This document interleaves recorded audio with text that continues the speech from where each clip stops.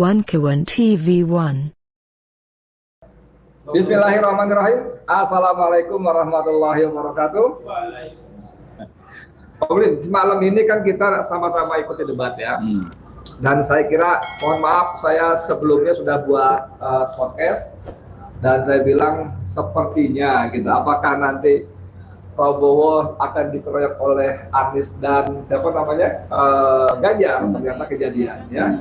Tapi secara umum gimana Mas Bersalin melihat debat semalam? Saya merasa makin yakin dan banyak orang-orang katakanlah orang-orang menengah ke atas lah katanya dalam masalah pendidikan saya meyakini bahwa apa yang disampaikan oleh Capres Anies Rashid Baswedan itu betul-betul memantapkan sekali. Mantap, tidak terpancing dengan situasi lawan debat, tapi secara visi misinya itu disampaikan sesuai dengan agenda pertanyaan-pertanyaan itu. Sementara lawan-lawan itu nampaknya ada kesulitan untuk menangkap pertanyaan apalagi menjawabnya. Nah, sehingga melihat cara penjelasan Bapak Anies Rashid Baswedan itu ada yang tersulut emosi. Emosi dan iya, karena tidak bisa menjawab. Anies bicara secara proporsional, dianggap menyerang secara pribadi. Dan alhamdulillah untungnya Bapak Anies tidak terpancing. Seperti itu. Nah, ini tadi saya katakan secara kemantapan, artinya orang-orang yang selama ini belum tuntas mempelajari Anies secara utuh, ini memperlihatkan bahwa ketenangannya dan memberikan rasa ada harapan Indonesia ini bisa tertolong, bisa terselamatkan. Nah, jadi itu yang kemudian kemungkinan harus ada hati-hati kepada orang-orang yang takut tersulut dengan orang-orang yang merasa ancaman. Ancaman ini kan dikira ini kan merupakan ancaman bagi orang-orang bukan kelompoknya. Kadang kita bukan berbicara kelompok, apalagi personal ya. Apalagi personal itu. Ini yang saya jadi mantap. Jadi sekarang sebentar saya clearkan dulu. Ini kita ngobrol bareng aja. Saya dan Om, jadi bukan saya mau wawancari beliau ya. Kita ngobrol bersama orang-orang yang bergerak di lintasan aktivisnya gitu ya. Kebetulan saja Om Lim ini pendukung beratnya Anies Baswedan. Masuk timnas kali? Masuk timnas juga? Bagi kita timnas atau tidak yang penting kita mempunyai kesadaran bersama. Tapi yang pasti dari lawan. Sementara saya harus bulan-balik bilang saya bukan timnas, saya bukan relawan Anies. Sorry ya. Tapi kita ngobrol-ngobrol aja santai ya. Jadi Mas Bersalin, jadi memang seperti saya perkirakan sebelumnya, tadinya kan orang berpendapat bahwa acara semalam itu akan menjadi panggungnya Prabowo. Karena materi debatnya kan soal pertahanan, keamanan, geopolitik, hubungan internasional ya. Paling nggak dua pertama, keamanan dan pertahanan, ini kan areanya Prabowo. Dia jenderal bintang 3 walaupun diberhentikan dari dinas ya kan. Lalu dia menteri pertahanan. Ini kan areanya dia. Sehingga tadinya orang berpendapat, memperkirakan maksud saya, ini akan jadi panggungnya Prabowo. Sementara dua lainnya Anies dan Ganjar sama sekali tidak punya background pengalaman dan pengalaman ya, dan posisi di situ. Cuman memang ketika saya ngobrol dengan Isa Dodo Nursi semalam, dia bilang salah kalau soal pengetahuan pemahaman militer dan persenjataan tidak harus militer. Banyak juga orang militer yang sipil yang paham. Itu yang tidak sabar antara Ganjar dengan Anies untuk mengkoreksi apa yang telah dilakukan keamanan. Iya, coba bayangin misalnya kita kenal ada salah satunya Salim Said, Profesor Universitas Pertahanan. Dia sudah lama mendalami soal militer.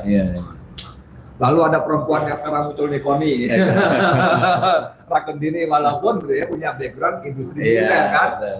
Dan beberapa yang lain lah, teman saya Selamat Ginting misalnya, sama-sama di Indonesia, dia sekarang ada di Pasca Sarjana ngajar di Universitas Nasional, juga pengamat militer juga banyak ya. Nah, ternyata perkiraan orang dibalik.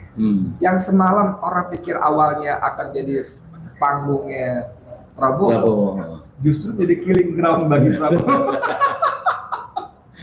sampai tadi bilang sampai dia muncul emosinya. Ini gimana kok bisa begitu? Iya, saya juga heran ya. Seperti kehilangan dieksploitasi. Mestinya dia bisa menjelaskan dengan urut dan dengan tenang ya. Iya. Tetapi lebih justru tersulut karena memang mendasar sekali. Kalau saya lihat apa yang ditanyakan oleh Anies apalagi Ganjar ini sangat mendasar sekali.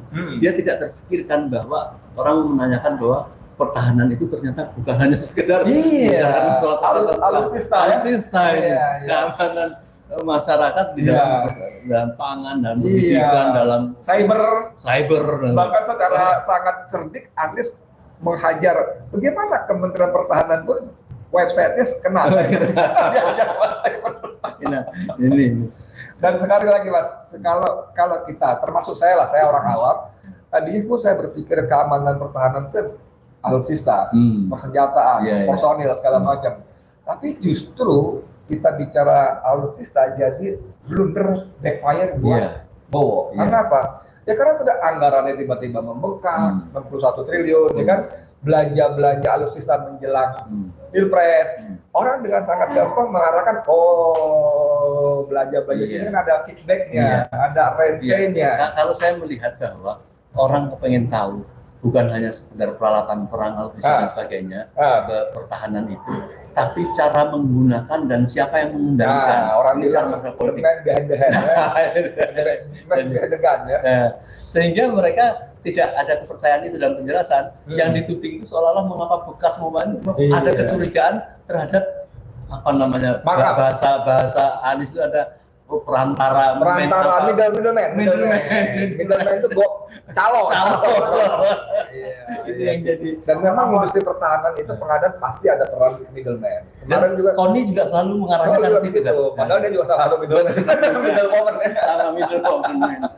Tapi kata Nursi semalam ya, dia bilang bahwa peran broker calo itu normal, wajar, dan itu masuk dalam pos biaya pembelian ya. Cuman yang dipersoalkan Nursi adalah besarannya, komposisinya, persentasenya. Kalau belanja peralatan militer itu ratusan miliar, triliun Mas. Kalau kita bicara triliun, 1% aja, wow, 100 miliar Mas, 10 miliar Mas, 1% aja. Apalagi belanja militer naik 60 triliun, berarti ada 600 miliar itu, 1% aja kalau lupa lebih. Nah ini jadi backfire buat itu. Bahkan saya melihat lebih mensorot lagi bahwa ini menurut saya kayak tidak ada terkoordinasi dengan presiden atau Asbun gitu. Mengapa? Bicara masalah alutsista padahal sekarang ini sedang gencar-gencarnya dan dia akan berkomitmen melanjutkan tentang IKN yang merupakan perpindahan ibu kota. Kalau dilihat dari segi keamanan kan rawan sekali. Bagaimana ingin lakukan dengan pengamanan udara dari Singapura sama sekali tidak terpikirkan. Ini amburadul. Semalam nggak muncul itu. Itu nggak muncul. Saya pernah baca saudara sekalian tentang lokasi IKN. Itu menjadi lintasan rudal balistik negara-negara yang tidak suka dengan Indonesia. Itu sangat mudah. Karena tadi bicara soal perbatasan di utara siapa, segala macam, sehingga itu posisinya rawan. Dan memang sangat mengherankan bagaimana seorang Menteri Pertahanan bisa abai soal-soal seperti ini. Kecuali tadi ada motif-motif bisnis, ya kan? Sampai siapa namanya Joko Widodo pada debat 2019 menyebut Pak Prabowo punya tanah sekian ratus ribu hektar. Masya Allah. 340.000 hektar total. Dan itu dari gong pertama dibuka langsung Anies saja soal itu. Gila itu. Dia ngomong soal Anies, kenapa Anies segarang itu Mas? Tapi kan itu dekat sama Anies. Kenapa tuh? Itu kan bukan tipikal Anies. Saya kira itu tuntutan orang jujur, tanggung jawab dan kepandaian itu memang harus mengkoreksi habis ya. Apa sih pertahanan itu? Kalian tidak memperhatikan kebahagiaan para prajurit, sedangkan kalian yang akan menjadi pemimpin, hartanya sudah seperti ini, ingin mengatakan itu. Jadi kok dibalik seolah-olah menuduh Anies itu tidak punya rasa cinta pada negara. Ini kan aneh. Apa dia tidak melihat bahwa setiap Anies berkunjung ke daerah-daerah, mana-mana, sambutan pada rakyat itu apa bukan wujud cinta kepada tidak Anies dan menunjukkan bahwa dia akan bertanggung jawab sebagai kepala negara. Mestinya itu. Ya, saya memang melihat Anies ini pandai ya, cerdas ya. Walaupun bidang ini sama sekali bukan bidang Anies, tapi dia mampu memanfaatkan lubang-lubang yang bisa menjadi peluru bagi Prabowo Subianto. Bayangkan ini bukan dengan kalimat pertama penguasaan lahan 40.000 hektar yang kemudian dengan sangat cerdik. Nah ini ya, disandingkan dengan kondisi lebih dari 50% prajurit TNI tidak punya rumah. Lalu kalimatnya bagaimana kita mau menyesalkan rakyat, tentara prajurit sementara ada punya 340.000 hektar, 50% lebih orang yang berada di bawah tanggung jawab dia tidak keluar. Saya berpikir Mas, kalau saya tentara aktif, maka saya brigadir, sersan lah ya. Kalau tentara kan sersan ya, atau paling top letnan lah. Saya pikir benar juga Anies ya. Lalu selama 4 tahun ini ngapain aja bos gue Menteri Pertahanan itu gua? Maksud saya. Aduh, jadi apakah setelah dia terpilih menjadi presiden misalnya gitu, kemudian akan mengkoreksi itu? Kan tidak. Yang dikatakan adalah melanjutkan. Melanjutkan. Nah, ini saya mau ngulik soal ini tentara-tentara ini. Mohon maaf ya, mohon maaf banget. Benar. Saya kan dengar cerita tentara yang pada tanda kutip ngeluh, ngiri dengan polisi. Setelah polisi berada di bawah presiden langsung, polisi langsung jadi superior. Apalagi zaman Kapolri-nya Tito, Panglima TNI-nya si Kumis tuh, Mas Hadi. Itu kan di mana-mana mereka randang runtuh berdua dengan dalih sinergi. Tapi selalu entah sengaja entah sengaja si Hadi ini berperan seperti ajudannya Kapolri. Panglima TNI loh Mas. Sorry kalau saya keliru, tapi memandangnya seperti itu. Oke? Jadi seorang gengsi paling atas itu kalah sudah. Kemudian di lapangan saya punya teman yang akrab, adiknya seorang komandan Kodim berbangga Flatclaw. Ini obrolan kira-kira 3 tahun yang lalu di Jawa Barat. Oh, Jawa Barat. Kalau saya sebut Jawa Barat, 3 tahun yang lalu, mungkin sekarang udah pindah. Dia bilang adiknya tuh marah-marah bla bla bla, dinasihatin, kamu jangan begitu. Komandan Kodim ini dia nasihati ya Pak kakaknya. Enggak Mas, itu soalnya udah kurang ajar nih. Mereka sejahtera sekali, kita gaji sebulan kali, mereka gaji tiap hari gitu. Nah, itu kan kecemburuan kita TNI gajian sebulan sekali, sementara polisi gajian setiap hari, ya kan hubungan dengan masyarakat kan, Nah, Mas yang menarik Mas, dari obrolan semalam saya kaitkan obrolan ini dengan pernyataan Prabowo mengulang-ulang, saya akan melanjutkan Pak Jokowi dan akan tetap menempatkan polisi di bawah presiden langsung. Ini kan di kepala para prajurit, terutama di bawah. Kalau jenderal-jenderal nggak peduli lah, mereka udah sejahtera kan, sentosa kan. Di para prajurit yang di level bawah ini kan, waduh, gua akan tetap seperti ini. Apa namanya, inferior dibandingkan polisi. Ini sampai lihatnya gimana? Ya memang perlu disadarkan ulang ya. Saya kira memang ini yang menjadi satu ketimpangan bahwa banyak dari TNI itu di atas mengatakan bahwa harus tegak lurus kepada kekuasaan. Iya. Padahal sebenarnya harus diluruskan, tegak lurus itu bukan kepada penguasa. Iya. Tegak lurus ada kepada negara. Setuju. Nah, bagaimana ini diajarkan ulang gitu. Iya. Jadi saya nggak tahu apa yang dalam pikiran. Kemarin itu ada dari para kodim atau di bawahnya kodim apa? Koramil ya. Koramil kan banyak dikumpulkan. Senang sekali dikasih ampun, isi uangnya 1 juta gitu. Saya kepengen tahu. Itu video lama Mas. Video lama itu diputar ulang, bukan baru. Video lama. Tapi nggak apa-apa, itu dalam rangka lagi diputar lagi. Baik, tapi paling tidak kan ini bisa menjadi koreksi lah. Koreksi. Apakah di dalam proses pilpres yang sedang berjalan ini mereka mampu melakukan secara netral, mampu membiarkan rakyat memilih pilihannya yang akan untuk memperbaiki negara ke depan itu yang kita berharap, karena TNI selama ini kan sama rakyat itu kan tidak terpisahkan. Seharusnya begitu kan? Seperti itu. Kan Pak Dirman, Panglima Besar kan bilang TNI dengan rakyat itu seperti ikan dan air. Betul. Ikannya TNI, airnya rakyat. Dulu zaman pangapnya M. Yusuf ada AMD, ABRI masuk desa, ya kan? Dasarkan bagaimana manunggal ABRI dan rakyat kan gitu kan. Nah sekarang kan tidak lagi seperti itu, ya kan? Saya mau mencontohkan sedikit aja. Oke. Saya tahu-tahu dapat WA dari seorang dosen senior di Lemhanas. Menarik ya. Dia saking rasa. Tapi dia sipil ya? Sipil ya? Apa tentara? Mungkin mantan tentara ya. Oke. Jadi dia mengatakan, padahal kok dia tahu saya kenal sama Anies tidak kan nggak tahu. Kayak tidak tahu kemana menyampaikan Mas yang punya makalah ini besok tolong sampaikan Mas Anies. Oke, saya tahu. Kalau dalam perdebatan itu saya lihat luar biasa.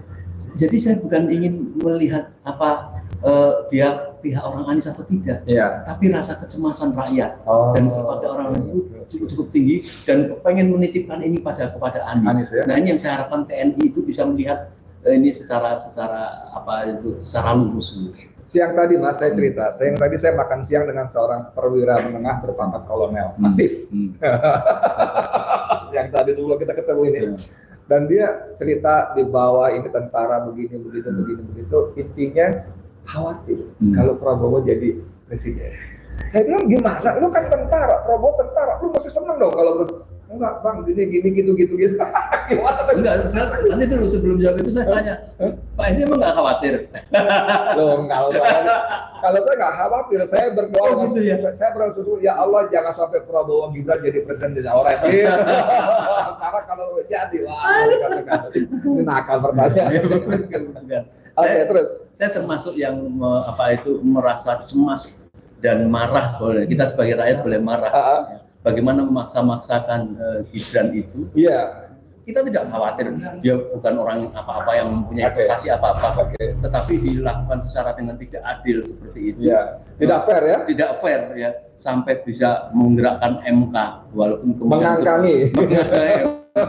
Dan rakyat akan agak lega karena sudah ada MK yang kita berharap berani gitu tadinya.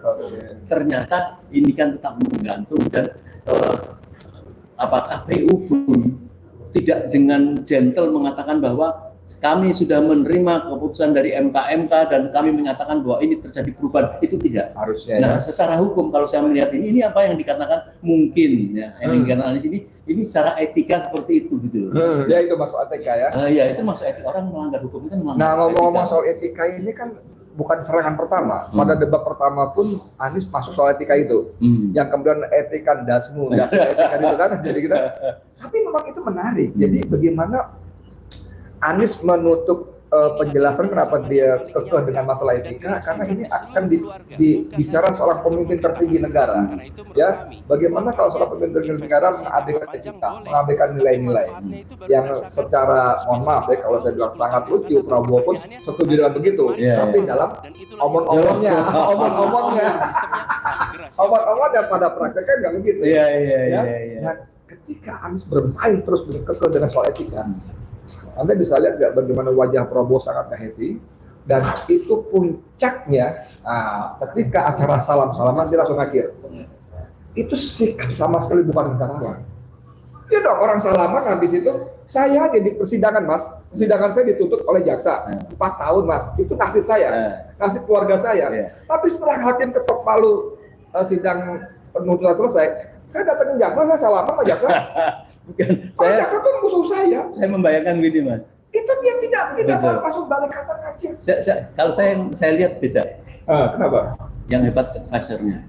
Kenapa? Bagaimana bisa menahan, pokoknya kamu jangan emosi, pakai itu dia bisa menahan emosi betul. Tetapi Sopo? Iya, Prabowo iya. Itu sudah cukup bagus. Oh gitu ya. Karena aslinya nggak begitu makanya.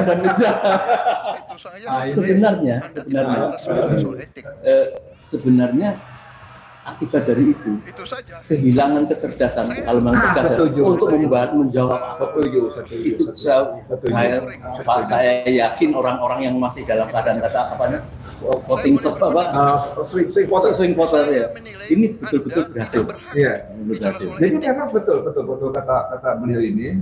Cuman saya beda sudut pandang. Kalau beliau bilang katakan Prabowo berhasil menahan emosi, saya justru sebaliknya. Saya berpikir dia berhasil tapi maksimal 50%. 50%-nya lepas, di luar kendali. Saya berpikir begini Mas, ini acara resmi, ditonton jutaan manusia, live, langsung. Tapi di tempat terbuka itu dia masih tidak bisa mengendalikan emosinya. Saya jadi ingat gosip yang dilemparkan si Ali Rahman punya si pemilik si Wood itu. Bagaimana kata dia gosip itu, dia saya bilang tentang gosip. Dalam sebuah rapat kabinet yang tentu tertutup ya, tidak publik ya, dia bisa menampar dan mencekik seorang wakil menteri, walaupun dibantah-bantah. Saya berpikir jangan-jangan kejadian itu betul. Kenapa? Karena di tempat terbuka itu, seresmi itu dia tidak bisa menahan emosi. Anda tidak pantas bicara soal etika. Lalu siapa yang pantas? Ayo, tidak. Oh, bertanya gitu. Saya kasihan, Pak. Kasihan. Oke, sebagai penutup, Mas. Iya. Mas, saya tidak ingin menuduh.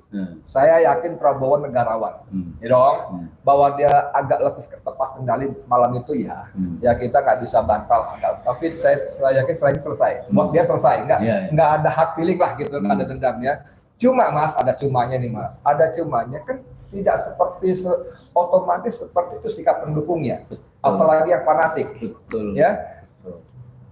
Mohon maaf kalau saya keliru, saya khawatir pendukungnya atau siapapun lah yang merasa marah, sakit hati, pujaannya dipermalukan tanda kutip seperti itu, lalu dipikir cara bagaimana mencelakai Anies. Ya kan? Apalagi kan Mendagri kan kita sudah pernah bilang bahwa hati-hati capres bisa terbunuh saat kampanye, ngeri nggak tuh? Seorang Mendagri, mantan Kapolri bicara seperti itu. Lalu setelah itu beredar video di Korea Selatan. Capresnya ditusuk di acara kerumunan, oke? Lalu setelah itu beredar video juga Anies mengalami entah sengaja nggak sengaja ketampol apa ditampol, oke? Yang kedua Anies biasa dicium dirangkul sampai ke bawah. Saya ngebayangin kalau orang itu jahat, cep gitu. Ini gini loh, waktu saya harus bilang berulang-ulang Prabowo nggak mungkin seperti itu. Bahkan terlintas pun saya nggak pernah tahu, tapi nggak seperti itu. Apalagi untuk jangan gitu ya. Prabowo akan negarawan. Ini tadi Mas. Para pendukungnya yang fanatik kalau mungkin nggak melakukan hal seperti itu tadi. Mencelakai Anies. Seorang sekarakter Anies itu memang macam-macam. Ada yang berbahaya, bisa mencelakainya, tapi ada orang yang gergetan mencintainya. Saya masih punya gergetan mencintai itu gimana coba? Saya masih punya video waktu zaman di Bandung itu, belum saya edarkan. Bagaimana seorang ibu-ibu berusaha menikah. Kita curiga ini, orang ini ngapa kok musuh-musuh? Setelah berhasil mendekat Anies, cuman mencubit bibirnya Anies. Ini kita kejar itu apa? Itu gemes. Saya sangat cinta sekali sama Anies. Pokoknya Anies. Dan itu ibu-ibu bukan sembarangan ibu-ibu. Kelihatan ibu-ibu berpendidikan. Oke. Tetapi tidak kemungkinan karena begitu longgarnya seperti itu. Nah itu maksud saya. Orang yang apa itu? Merasa atau pandangannya sangat rendah sekali, menganggap bahwa kemenangan Anies itu akan kehancuran kalau keberadaan ekonomi mereka, kesempatan mereka. Ini yang kita banyak dapati masyarakat yang masih cara berpikirnya seperti itu. Apakah kalau orang sehebat Anies itu menjadi presiden dan kelihatan dia bagus, kemudian dia orang-orang yang bersama Anies saja yang akan diberikan kesempatan? Apakah saya kebagian apakah seperti itu? Itu jauh panggang dari api, Mas. Tapi kan semua tidak bisa berpikir secara itu gitu. Nah, saya pertanyaan tadi, saya dugaan aja, khawatir, mungkin nggak ada orang yang fanatik, entah takut kehilangan bisnisnya kalau Prabowo kalah, misalnya ya, atau cinta butanya pada Prabowo, merasa terhina, merasa marah, kemudian Anies diselesaikan gitu. Itu mungkin nggak? Ya, ini saya minta pendapat dari Bang Edi. Gue yang nanya gitu. Iya, karena ini persis sekali dengan apa yang saya didatangi orang berbadan tegap. Kapan ketemu? Ya memang sebelum ini. Sebelum ini ya. Ya, di suatu rumah makan di Jakarta Selatan. Dia menunjukkan kemampuannya untuk mau menjaga Anies karena ini gimana sih relawan ini kok sampai seperti ini. Saya akan menjagainya. Saya bahkan dia punya senjata bukan saja lah yang dia bilang kemampuan itu. Saya ngomong, saya kan tidak tahu apakah benar.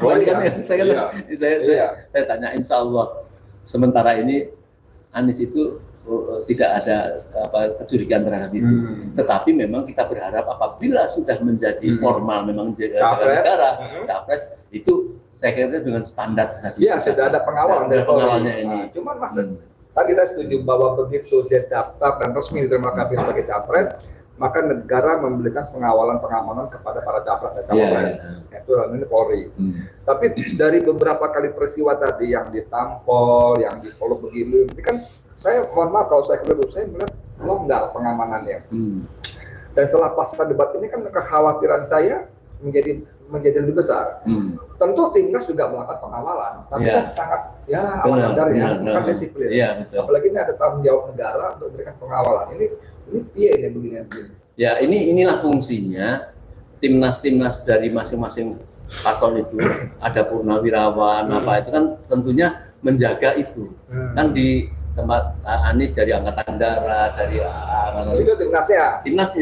Kan tentunya juga memberikan antisipasi kan kepada siapa dia harus menganjurkan keamanan kepada negara, kepada ini tentunya yang sampai melihat wawasan seperti itu kan adalah fungsinya timnas. Jangan sampai kita ini timnas mempunyai purnawirawan tapi tidak mempunyai masukan apapun terhadap ini gitu. Kalau saya ingin fokus kepada kewajiban negara, Mas. Kewajiban negara sesuai undang-undang. Bagaimana negara memberikan pengamanan kepada capres dan cawapres. Saya mungkin keliru, tapi dari 2-3 peristiwa Anies yang entah eksiden, entah by design, itu menunjukkan pengamanannya longgar. Apakah di lingkungan Anies itu ketika mereka mengamankan mereka pakai baju preman, tidak pakai seragam polisi dan sebagainya, tapi longgar. Nah, jadi saya nggak tahu, mungkin kesempatan ini saya ingin minta tadi sesuai kata Om Lim tadi, Mas Musalin tadi, dari timnas sendiri harus ditingkatkan pengamanannya. Gitu. Yang kedua dari Polri harus dikoreksi. Jangan sampai kita khawatir begitu, Mas. Ya, ada mau closing statement apa? Saya cuma berharap para purnawirawan, para institusi seperti Polri, TNI itu ini kan sudah hampir berakhir proses penggantian kepemimpinan. Janganlah terlalu mengendorse pada salah satu yang padahal mereka bisa tahu pada siapa mereka harus tegak. Dan para purnawirawan atau para perwira aktifnya? Ya, walaupun purnawirawan saya lihat kan dia masih punya hubungan bagus dengan para yang aktif ataupun yang di Cilangkap. Kan saya punya melihat seperti itu. Mereka itu jangan melihat kekuasaan ini yang menjadi tuannya. Yang menjadi tuannya ini adalah justru negara ini berpangku kepada harapan mereka. Itu sebetulnya idealnya begitu, normatif begitu. Tapi lagi-lagi saya memang khawatir karena ketika menjelang pemilihan atau pengangkatan Panglima TNI, Letjen Agus yang kemudian jadi Panglima ini sudah bikin statement beberapa hari sebelumnya, dia tegak lurus kepada Jokowi. Itu kan salah. Itu masalahnya. Harusnya tegak lurus kepada konstitusi. Karena TNI dan polisi itu kan alat negara, bukan alat kekuasaan. Nah, statement-statement semacam ini yang membuat saya rakyat Indonesia tuh yang membayari gaji fasilitas mereka lewat pajak-pajak kita gitu kan, saya miris tapi mau apa kita nggak bisa apa. Tapi ada satu hal yang saya tadi tambahan closing statement tadi saya berharap ini yang luar biasa dari Menko Polhukam pada beberapa hari ini, dia membuka peluang atau bukan membuka sekretariat untuk pengaduan kecurangan. Sebagai Menko Polhukam, bukan sebagai cawapres. Saya nggak curiga lah pokoknya kita berharap lapisan dari masyarakat mana kalau melihat seperti ini kita berupaya lah. Sudah ada peluang ini kita manfaatkan bahwa Menko Polhukam mempunyai kepengen kita nggak usah suzon, tetapi pokoknya kita tetap berharap bahwa Pilpres ini betul-betul akan menjadi ketakutan bagi orang yang mempunyai niatan melakukan kecurangan. Dan yang paling kita selain berdoa dan berupaya sungguh-sungguh menjemput dan menjadi pelaku perubahan, gitu kan, kita tetap berdoa pada Allah kan, bahwa menyelamatkan bangsa kita, rakyat kita Indonesia dari cengkraman oligarki dan para pejabat laknat bermental amat. Amin. Orang-orang demikian ngobrol dengan ini ngobrol aja tidak ada wawancara dengan Om Lim Haji Musalin, mudah-mudahan bermanfaat. Kalau Anda setuju dengan kata saya tadi, bermanfaat, bantu share supaya lebih banyak orang yang terjangkau, tercerahkan. Terima kasih. Assalamualaikum warahmatullahi wabarakatuh. Waalaikumsalam warahmatullahi wabarakatuh. Amin.